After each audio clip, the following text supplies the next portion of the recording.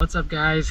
It's like 100 degrees today, but I'm here at Chestnut Ridge Park. It's a beautiful place. Let's go ahead and do some trail running.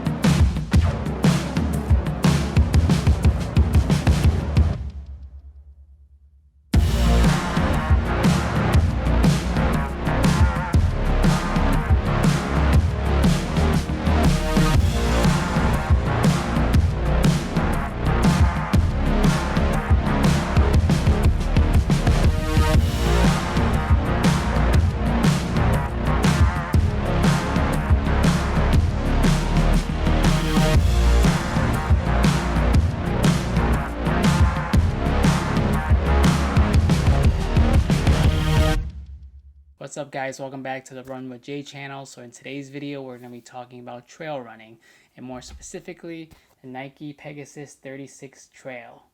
So I've racked up about 100 miles on this shoe. I've been doing a lot more trail running, partly because of the weather. It's really hot. Also because I enjoy it as well. So in today's video, we're going to talk about the shoe, see how it compares to the other Nike trail shoes, how would I feel and dislike or like about it, and see if the shoe will last you a while. So if you guys are new to this channel, welcome. Please hit that like and subscribe button, as well as the bell for notifications, and let's get started.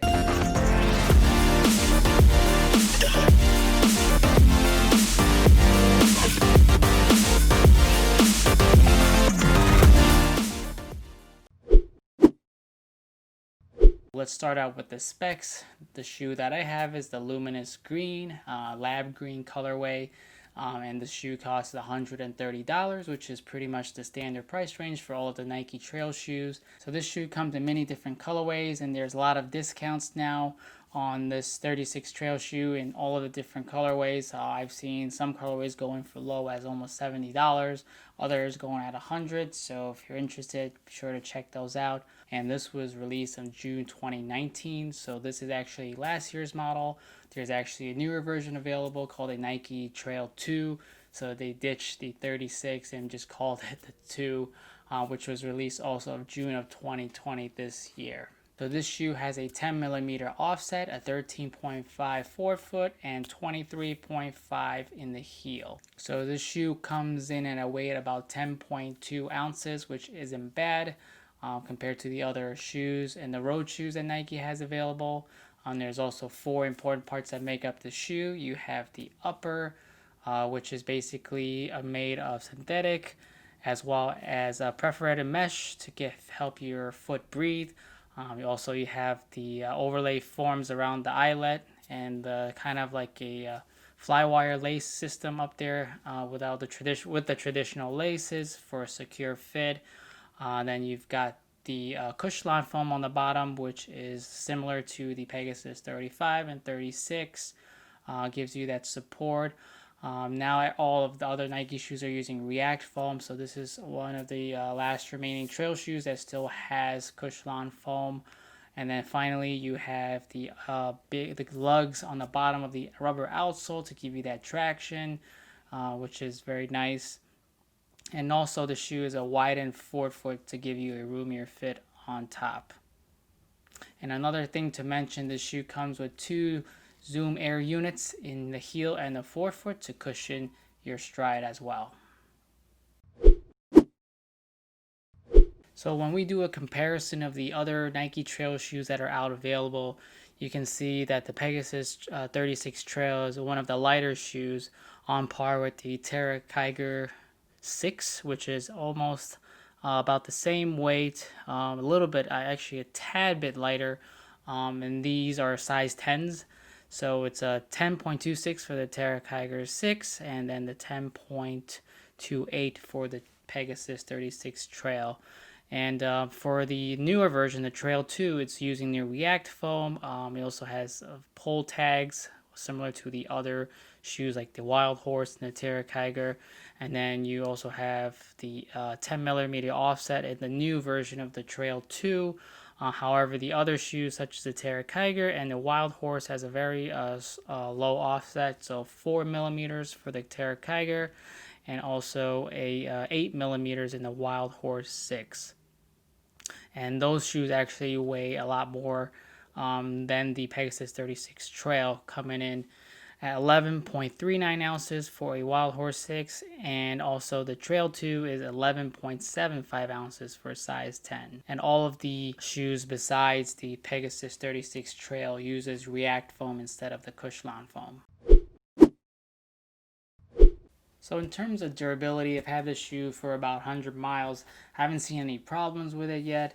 The lugs on the bottom are still pretty intact, and I don't see any wear or anything. This will be different than a road shoe since the terrain is different, so you might see the wear and tear being in different areas that you're used to with road shoes. But other than that, the shoe looks pretty good. It's still got a lot of bounce and support left. I don't have any issues after 100 miles. Everything still looks good. After a nice wash, it'll look almost brand new. And the terrain that I usually run on has, mud, leaves, branches, roots, all kinds of things like that. And in terms of this handling all of that, there isn't any problems. When it's muddy, the only problem is it gets really dirty, so you're going to have to wash it pretty much every time you use this. You're going to hose it down so pretty easily. You just take the tongue out and use a brush to wipe it, and it gets pretty clean. Other than that, around on branches and roots and even some rocks, and don't really feel any thing under the foot, so it's pretty durable, I'd say, and it should last at least 300 miles in trail running. So what I like about this shoe, firstly, is its weight. As you can see, compared to the other Nike shoes, it weighs a lot less than even the new Trail 2 shoe, as well as the Wild Horse. Also, I like the two Zoom Air units in the front and the back. I feel that extra support. And I also like that it still uses Cushlon foam compared to React. I know React is a little bit lighter and softer. However, I feel like the Cushlon foam for trail shoes is actually better on my foot because it's more rigid and tougher. So it's good for your support if you're stepping on like branch roots or even small rocks and things like that. It'll handle it very well compared to React foam, which I'm kind of wary about because it's soft, and I feel like it's a nice foam for being light and being I guess springy. However, when it comes to durability in the woods and in the trails, I'm not sure how that'll handle. But with the Cushlon foam, I feel very secure. Feels very comfortable, and I don't really feel anything when I step on it, like the rocks or things like that.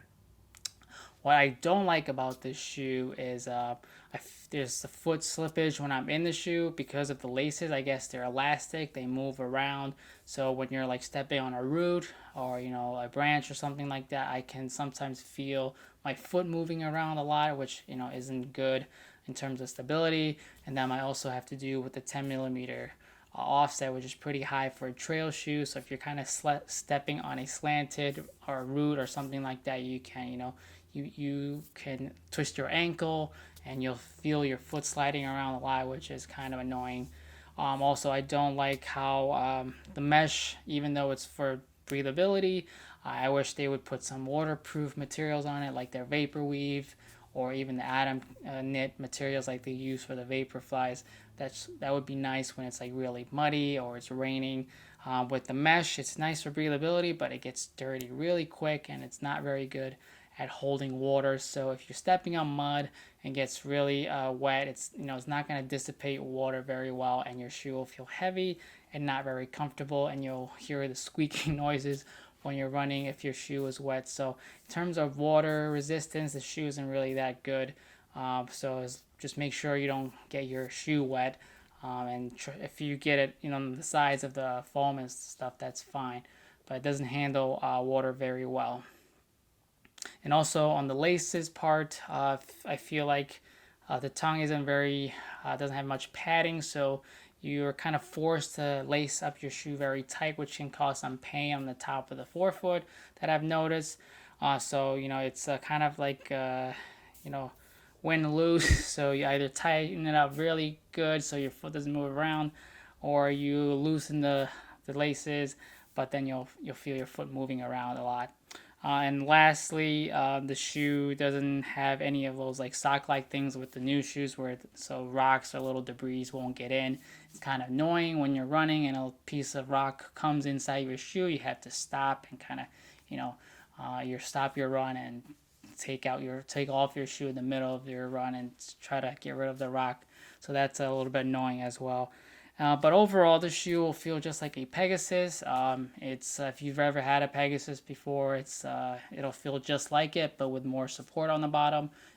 So it's very comfortable, that's for sure. So if you're in for a light shoe that'll be able to handle light terrain comfortably, this is definitely a good shoe. So those are the pros and cons that I have about the shoe. So overall, this is a nice shoe. It's like the Pegasus, pretty much like the Pegasus in the woods. So I like how light it is compared to the other shoes, and I also like how it uses Crystalline foam and has that 2 dual air zoom units in the front and the back to give you that more that support. So yeah. So if you're into a shoe that's light, that's comfortable, that's fits like a Pegasus. If you love the Pegasus line, then this definitely would be a shoe for you. Personally, I haven't tried the other Nike Trail shoes yet, so I'll definitely try the new one in the future to see how that is compared to this. But if you're just looking for a starter shoe right now, this shoe definitely will be fine for regular trail running, unless you're trying to like climb or hike up a mountain. I don't know how this shoe will handle, but the outside lugs are pretty good and they give you good traction and didn't have really any issues with slipping while running in the trails. So thank you guys for watching this video. I hope this video has helped you if you're looking on deciding which trail shoe you want to get. Hopefully this cleared up some information you had about this shoe. And if you guys have any other comments, feedback, or questions, please feel free to leave them down below. I hope you guys are all being safe out there and you're still training hard even though there's no races. But just have you'll be more prepared when the race actually happens. So I wish you guys all luck in your training. Stay safe out there, have fun, and I'll see you guys on the next run.